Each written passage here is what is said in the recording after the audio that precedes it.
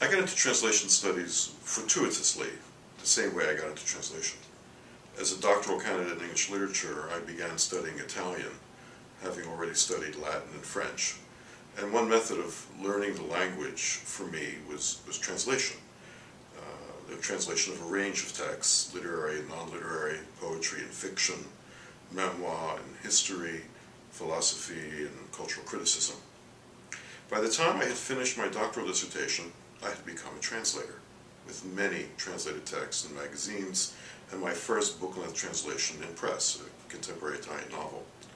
In the next few years, I translated a series of books in rapid succession. Yet since by that point I was an assistant professor in English department, and since the period was the early 1980s, I inevitably developed a theoretical self-consciousness about my translating. The 1980s were a heyday of literary and cultural theory, and English departments were sites where the most innovative thinking about culture was happening.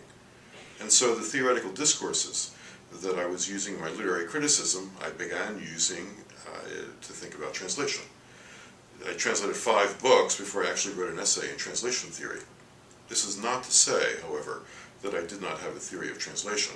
I had absorbed it from my mentors and from reading translation commentary. But once I did begin to theorize my practice, what I was doing as a translator was suddenly transformed, at once clarified and developed. Theory opened up a spectrum of possibilities I could not imagine before. Strangely, it helped that my colleagues did not approve of my translating. This helped in a negative way.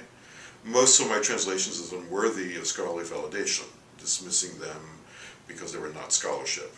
That was enough for me to try to legitimize my translations in their eyes, using the theoretical and critical terms they would recognize. Some I persuaded, others I could not.